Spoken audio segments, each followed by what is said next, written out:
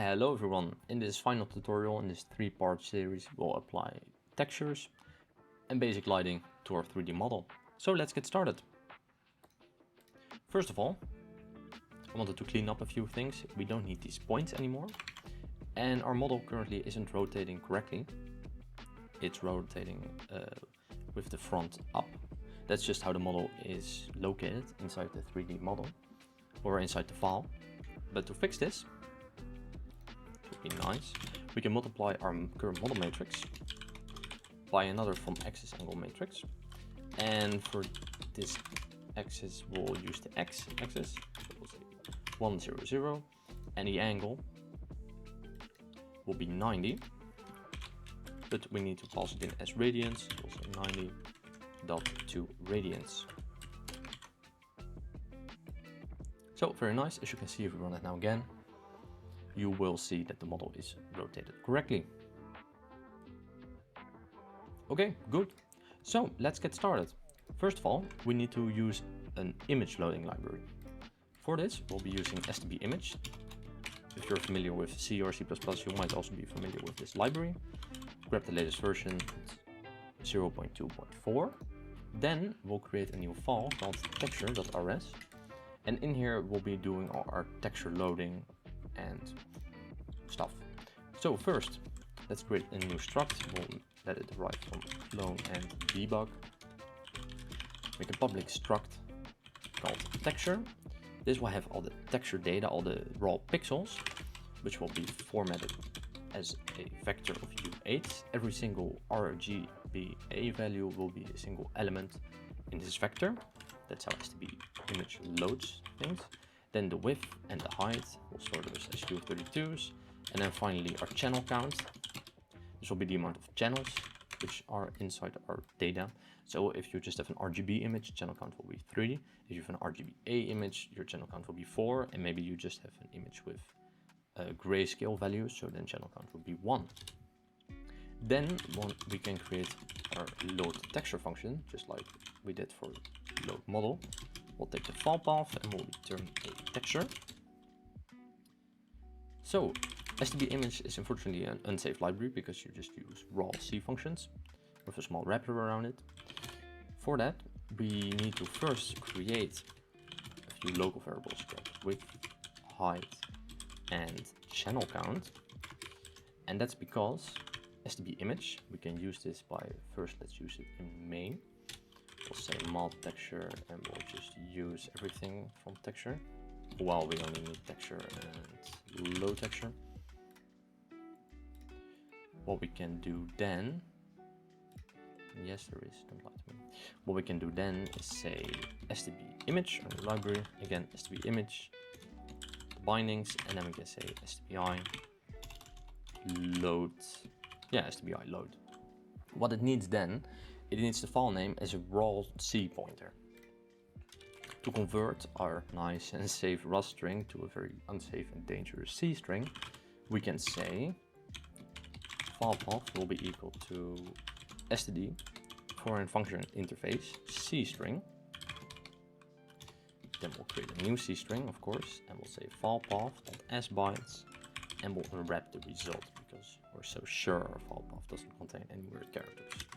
Then inside STBI load, we'll give it our file path, and then we'll give it these variables. So what it will do, it will return our raw pixel data as a vector of U8, but it will also write into these if we give them as mutable pointers. Because we also need to know the width, the height, and the channel count. Otherwise, the raw data is useless. So we'll say a mutable pointer to width, a mutable pointer to height, and a mutable pointer to channel count. Finally, you can say how many components you require and do you really want 4 components. For now, we'll set this to 0, so that means that we don't require any specific amount of components. And we'll take our result and store it in data. So let's say the file is invalid, corrupted, or the file doesn't exist. Data will be null pointer. STB image will return null. First, we need to check if it is null pointer. So let's make sure data is not null, and if it is, we'll throw this assert fill to load texture. If it is not a null pointer and it contains actual data, we want to cast it to a nice vector instead of an unsafe raw pointer. So we'll say vector of u8 equals std slice from raw parts, taking in our data. Put these on new lines, make it a bit cleaner. And then finally, the length of the data in bytes. So the length of this data will be our width, our height, and most importantly, every pixel, so this will be the amount of pixels, but we need to multiply it with the size of a single pixel, which is channel count.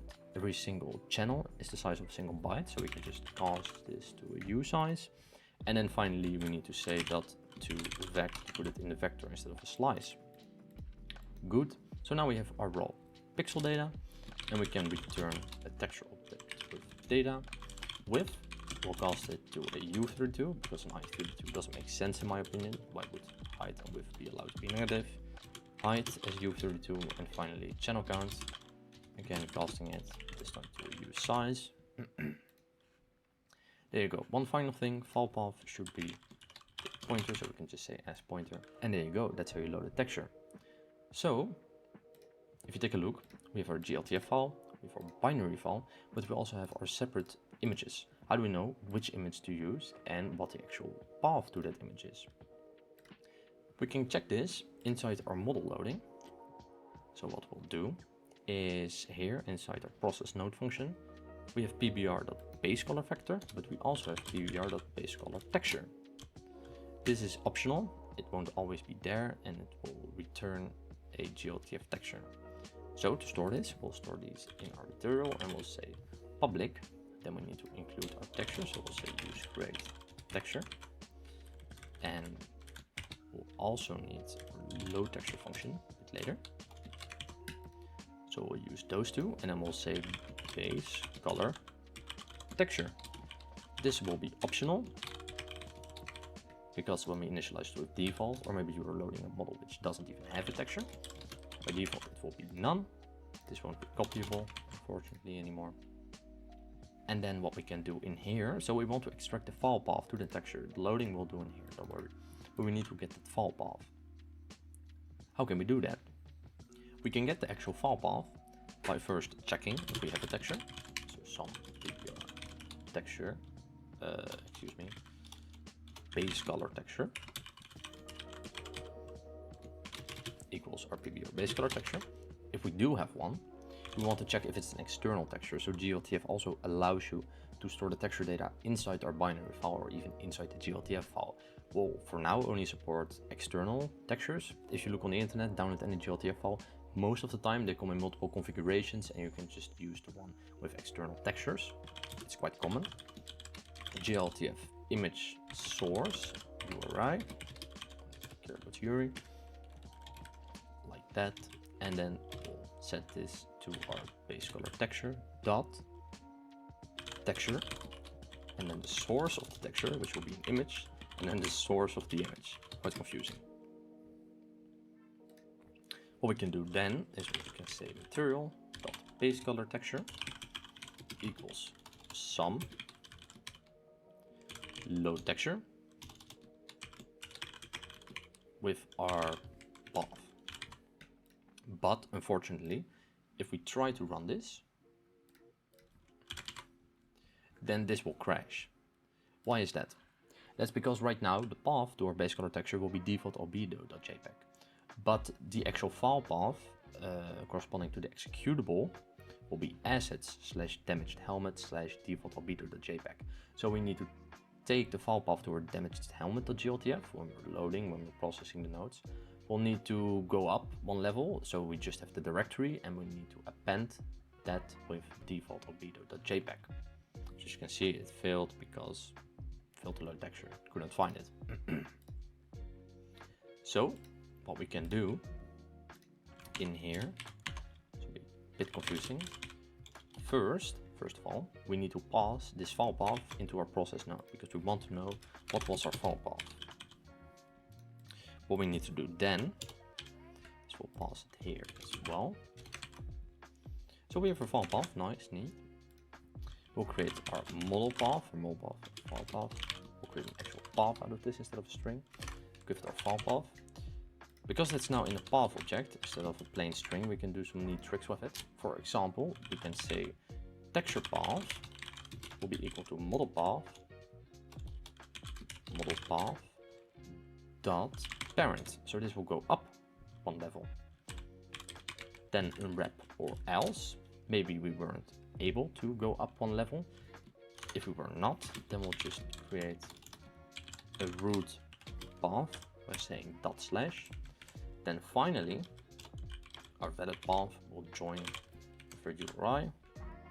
Then, unfortunately, this is a path buffer and we just want a plain string. So we need to convert it. This will be the last step. And we can say texture path dot SOS string. Oh, excuse me. Into OS string dot into a normal string dot unwrap.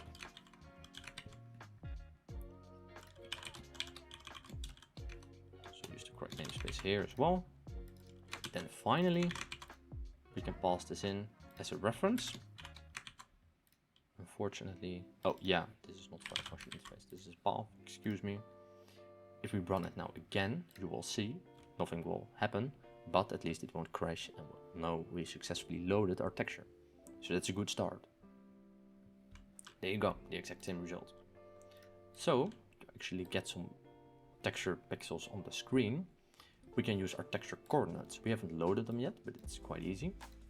Texture coordinates go from the range from 0 to 1 normally. I'll get back to that later.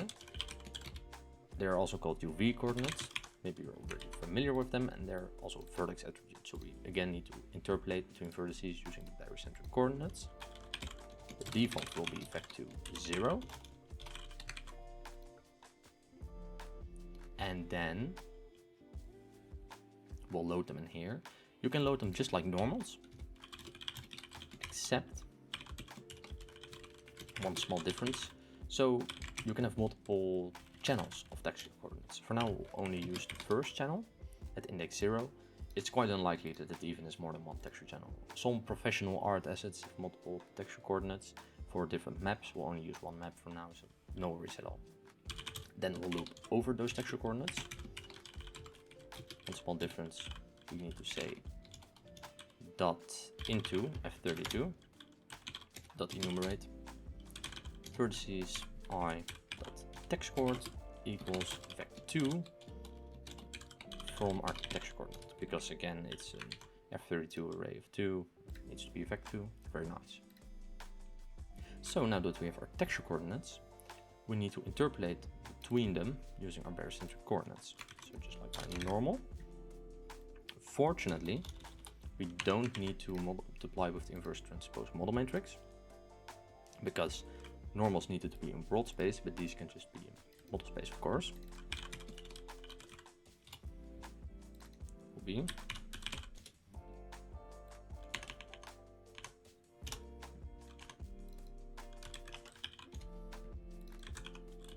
our texture coordinates don't need to be normalized, and also they don't need XYZ or anything. It can just be two-dimensional.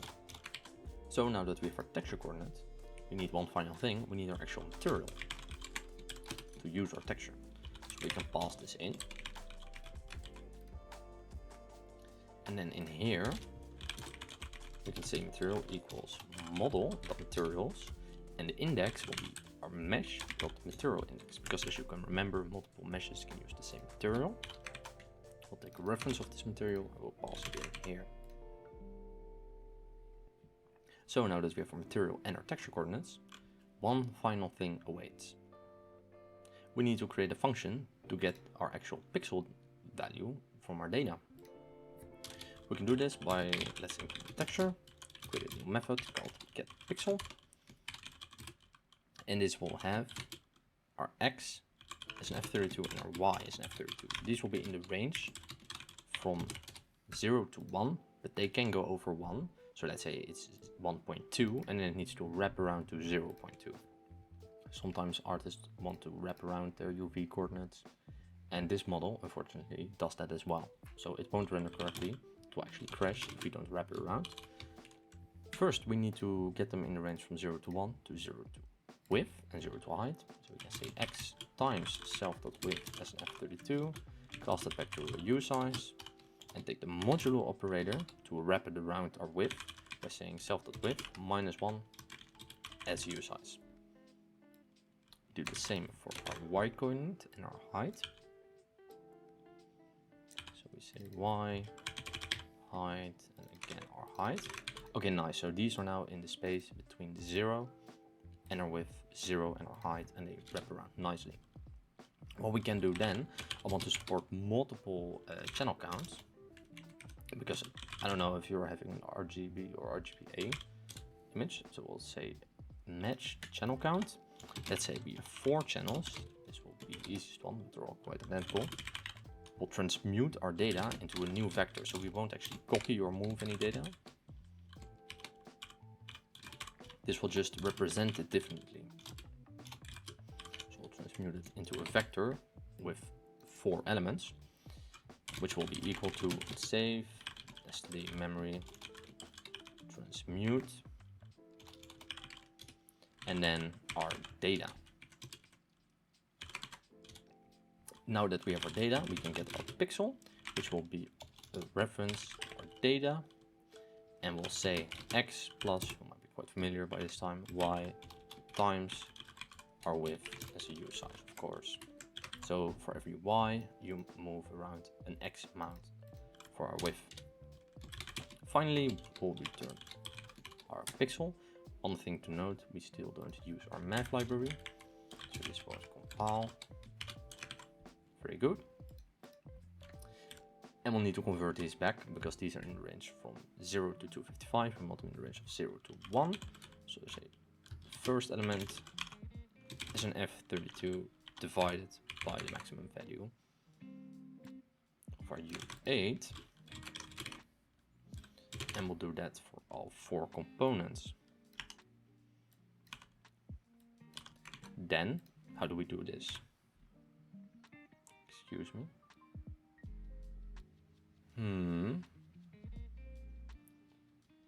Oh yeah, this needs to be a reference. Then finally, we'll also do this for textures with a channel count of 3, and if it doesn't have anything else, we'll just panic. Fail to get pixel invalid channel count. If it is 3, it's as easy as removing 1U8 here, and then the final value will be a default value. I'll set to 1, you can also set to 0 or whatever you like. So now that we can actually get our pixels, we can go in here and instead of using the normal as our color, we can, very exciting, we'll say base color will be material.base color. But if we also have a base color texture, which will be in material.base color texture, we'll say base color multiplied by base color texture dot get pixel. The x and the y will be textcore.x and textcore.y. This will need to be mutable. And then to visualize this base color, I'm getting kind of sick of using this every time, so we'll just create a new method called from effect3 RGB, which will just take effect3 and it will return a U32 anyway. And what we can do is say RGB.x times, excuse me, it's not times, is it? That will be, oh yeah, it will still be times, but it needs to be cast afterwards, of course. Times 255.99 SU8. And we'll do the same for our Y and our Z, or G and B, if you will. Now that we have our nice helper function, then the moment of truth is finally here. If I can type. The moment is finally here. We can say base color.xyz, we don't care about the W. Give this as a reference. And now, this needs to be a reference as well, we don't want to move the actual texture. And now if we run this, you'll see we have a texture. But it won't be quite correct. And that's because the barycentric coordinates are actually wrong the whole time. I'm sorry, I lied to you. We still need to do one more thing, but for visualizing the normals, previous tutorial didn't really matter. We need to multiply our linearly interpolated result with a correction factor, which is again calculated using barycentric coordinates. This will be 1 divided by our barycentric coordinates dot x plus times, excuse me, the clip space of the first vertex, and then our division by w, our magic value we saved and returned every time. Then we just need to add this for also our second and our third vertex. So you probably already know how that will look like.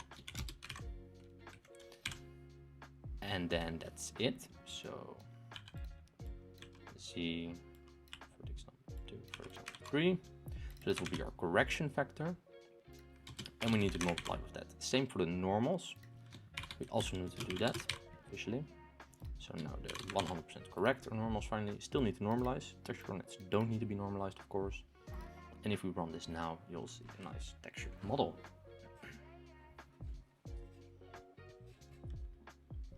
Okay, nice, but there's a lot of jittering going on.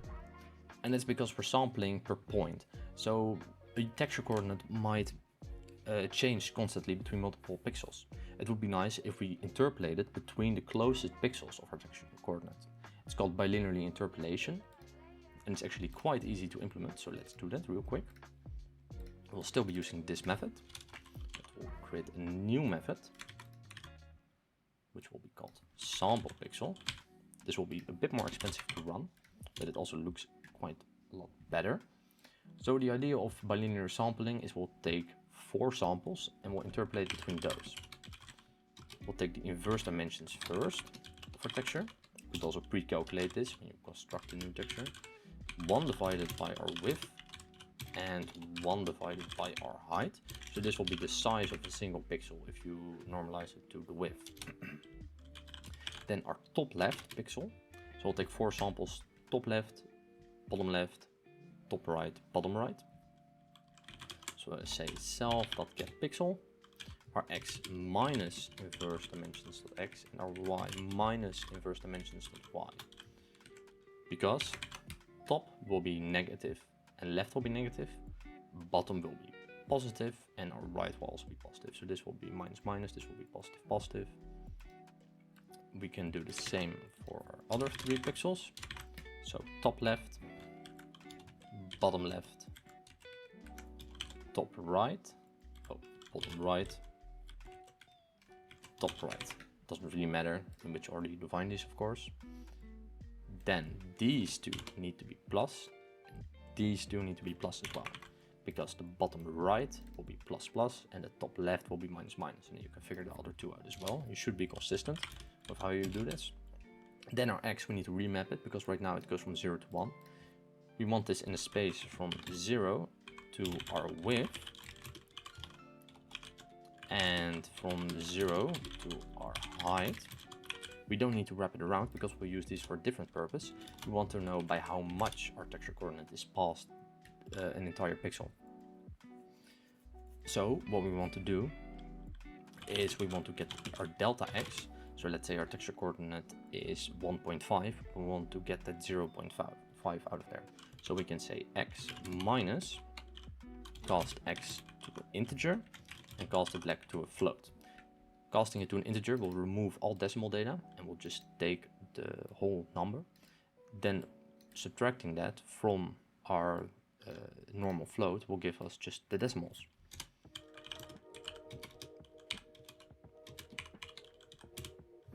Then we'll also do this for our y. And there you go.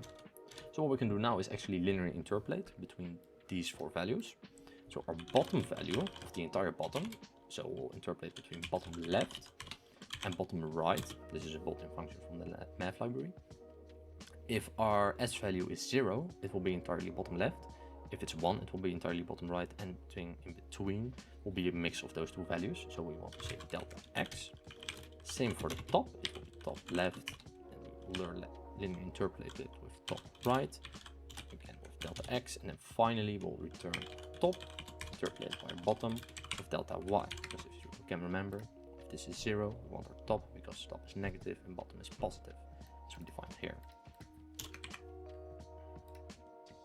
So if we were to use our new function, sample pixel instead of get pixel, it will run even slower, but we'll get much smoother pixels. So as you can see here, way less jittering and overall a better result.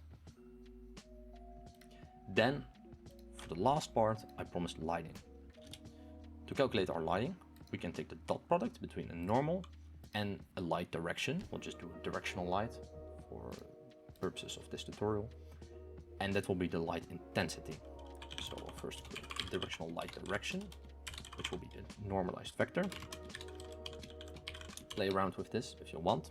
So I will create it a little bit to the right. It will point down and it will point forward. Then we'll normalize this to make sure the magnitude is 1.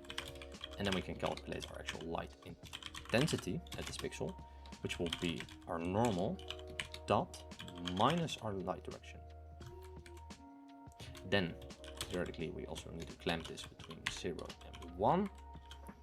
And what we can do then is we can say our final color will be our base color. So our base color multiplied with our texture if we have it, multiplied with our light intensity from 0 to 1. The dot product returns values from -1 to 1. So that's why we need to clamp it. And then we'll pass in our light intensity, our final color as our final color. If we run this now, you'll see we'll have a 3D model rotating in space with lighting and a nice texture. So I hope you found this series interesting. I'm planning to do some ray tracing series because this was all purely rasterization, of course, but I find this algorithm quite fascinating, and it's funny to see how everything OpenGL does behind the scene on the GPU hardware, that you can actually just do it from scratch yourself on any CPU. If you want to optimize this a bit, of course you could compile this in release mode, which will tenfold the performance easily.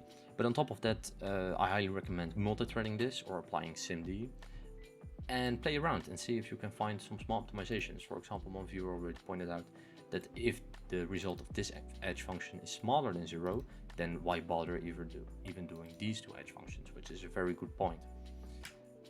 And on top of that, I'm pretty sure, for example, this correction, it doesn't need to be calculated here. It can only be calculated after we know the depth is correct, because correction is not needed for calculating the Z value. So play around and see if you can find any optimizations. If you have any questions, please let me know in the comments. Feel free, don't hesitate, and I'll see you next time. Bye.